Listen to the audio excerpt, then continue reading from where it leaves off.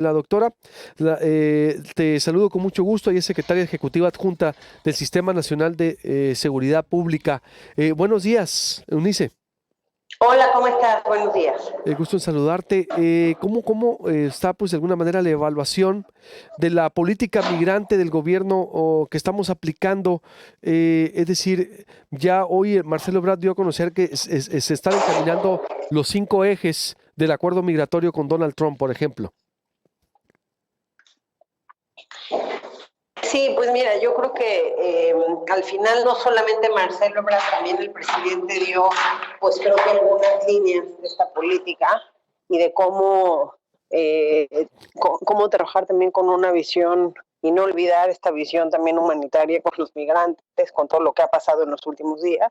Y por el otro lado, creo que también es importante subrayar que en los próximos días habrá algunas reuniones y creo que eso va a ser relevante del presidente Andrés Manuel López Obrador con presidentes de la región. Finalmente, lo que él ha venido diciendo desde la campaña y en los diferentes momentos es la idea de poner en marcha estrategias integrales de desarrollo económico y social en la región.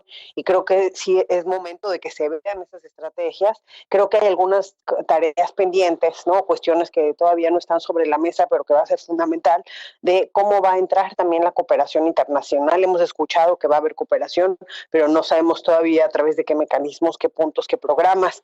Hemos escuchado también en estos días ya la puesta en marcha, pues, del tema de seguridad, ¿no? De la Guardia Nacional en el sur, pero también al mismo tiempo de otros programas sociales como la presencia de la Secretaría del Bienestar. Ha habido cambios importantes también en la propia política migratoria, un nuevo titular del Instituto Nacional de Migración. Entonces, todo esto, sin duda, son temas que hay que, pues, estar atentos, ¿no? A ver la coyuntura, a ver cómo se atienden. Creo que lo que urge en la frontera sur, pues hay algo que se ha mencionado poco, que es la nueva forma de migrar que han sido las caravanas. Eso sí es un reto que no habíamos visto en años anteriores ni en otros gobiernos. Esta nueva manera de migrar pone sobre la mesa retos muy importantes en todos los sentidos. Uno, pues para el migrante, estamos viendo y varios de los ahorita autobuses que se detuvieron con tráfico de migrantes, pues veíamos que habían pagado creo que $3,500, están diciendo cada una de las personas que iban. Toda esta modalidad también caravana, creo que ha puesto a nuevos actores en la palestra, ¿no? En términos de tráfico de migrantes, incluso pues, hemos visto algunos casos de trata, es decir, aquellos actores que son además transnacionales, que hacen que lleguen los migrantes a Estados Unidos, les cobran muy caro, el dinero que no tiene el migrante a la hora de cruzar, pero que una vez que llegan a Estados Unidos, bueno, pues ahí le siguen cobrando, convirtiendo el tráfico en trata. Entonces creo que todo esto está poniendo sobre la mesa temas que ya eran, digamos, una problemática común, que temas que teníamos al ser un país de tránsito, ¿no? México, casi 500,000 migrantes cada año transitan por nuestro territorio, y al ser un país que también tiene otras caras de la migración, cada vez más un país de recepción, que creo que eso es uno de los retos más importantes que tenemos hoy, y un país también de retorno, ¿no? Entonces creo que todo esto, pues lo que nos hace es poner ahora sí que nuevos actores, y tenemos que poner en marcha nuevas políticas, y sobre todo creo que tiene que haber mucha claridad en estas políticas. ¿Qué vamos a hacer ante esta migración en caravana? Se requiere un sistema muy importante, digamos, de gestión migratoria, un sistema de referencia y contrarreferencia, uno, para poder identificar los casos que requieran realmente visas humanitarias, que requieran una atención especial por el antecedente que traigan y por la historia que traiga cada uno de estos migrantes, por aquellos que vengan con niños menores. No olvidemos que México ha sido un lugar de paso de menores no acompañados ya desde la época de Obama. Desde 2014 ha sido una crisis en el tema migratorio. Y por el otro lado tenemos también pues el tema actual, ¿no? Como decíamos, de estas migraciones más masivas, y también habrá que identificar pues aquellos casos para que cuidando la seguridad nacional en México, y registrar a todos aquellos migrantes que transiten por el territorio por dos cosas. Uno, por el control obviamente que hoy se tiene ante estas reuniones que hubo en Estados Unidos, ¿no? Pero por el otro lado también para el cuidado de estos migrantes, que pues luego hemos visto casos desastrosos, y que pues ahora con todo este movimiento también no sabemos cómo se va a configurar.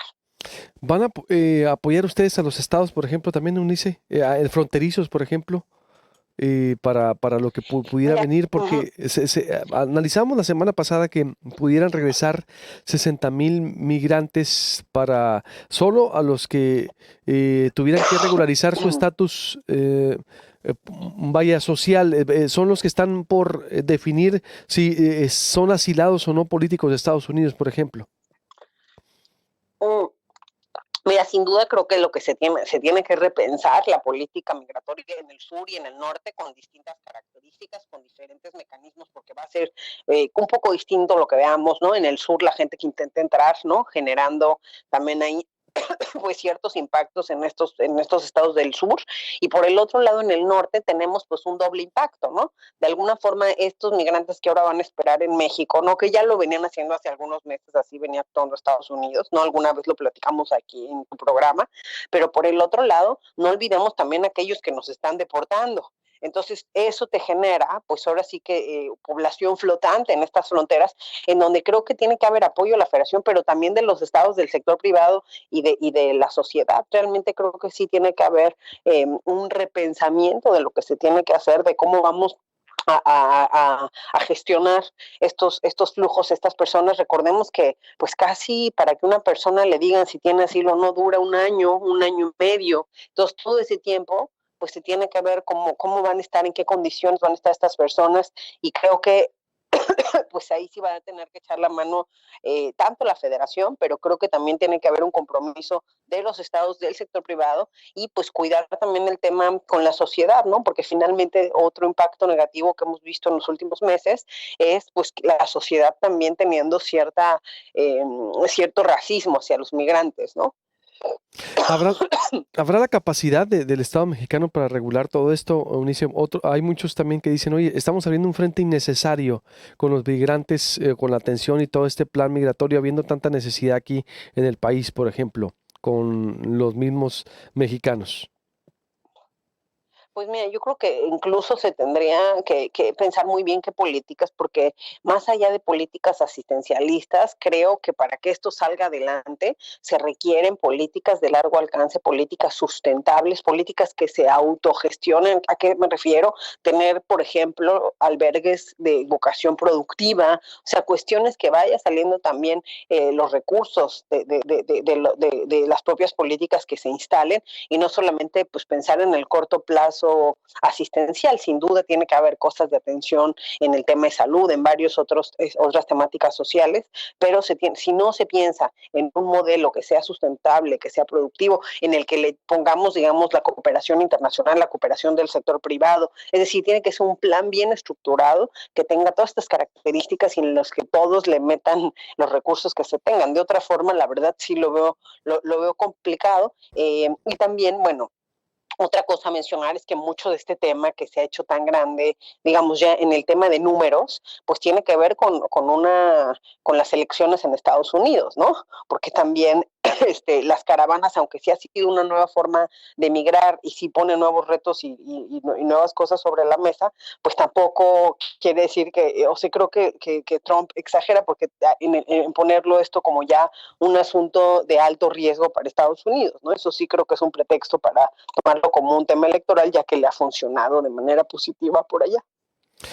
¿Cuáles serían los riesgos de esto que estamos viendo, Eunice, por ejemplo, que No, no... no escuché, perdón. ¿Cuáles serían los riesgos de lo que estamos viviendo en cuanto a política migratoria y Pues yo creo seguridad? que hay varios riesgos, o sea, es decir, creo que es una apuesta importante, por un lado, cumplir con Estados Unidos en esta tarea, ¿no? De ayudar o contribuir a que no lleguen migrantes a su territorio, por un lado, pero por el otro lado también, pues el mensaje del presidente y lo que ha venido diciendo el propio canciller de respetar, cuidar los derechos humanos, tener una política migratoria más abierta con Centroamérica, y creo que esos son dos cuestiones realizables, pero con políticas realmente muy bien organizadas, con acciones muy bien planeadas, con una inversión importante de diferentes sectores y el reto pues no es menor.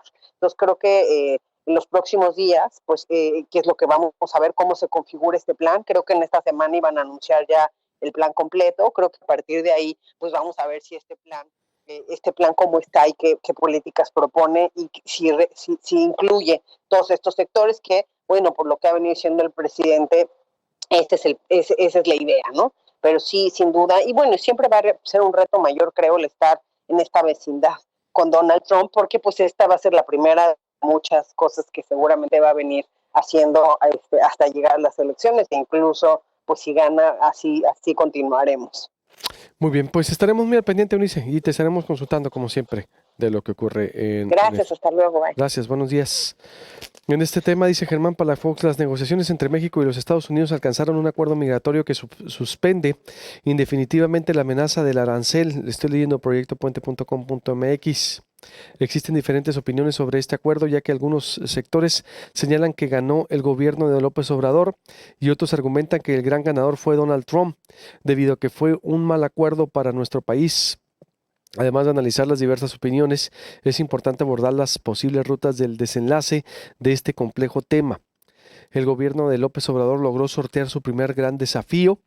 La encomienda no era fácil, especialmente por la guerra comercial de Donald Trump con China y los fuertes enfrentamientos del presidente de Estados Unidos con la Unión Europea y un sinnúmero de países que mide la fuerza del presidente del país vecino. La aplicación de los aranceles hubiera sido sin duda un gran golpe a la economía mexicana, pero también para la economía de los Estados Unidos. Solamente en el sector agropecuario las pérdidas serían de 1.410 millones de dólares, es decir, aproximadamente 3.8 millones de dólares diarios que impactarían a ambos países, en particular a los consumidores. Además, habría dañado severamente el principal motor de crecimiento de México, la industria manufacturera. Por otra parte, para el caso de México, si hubieran tenido una mala percepción de los mercados financieros, dice, mundiales de inversionistas extranjeros, así como calificadoras de riesgo, de no haberse sorteado esta primera gran tormenta. Que vendrán otras, ni duda cabe, pero esta primera se sorteó.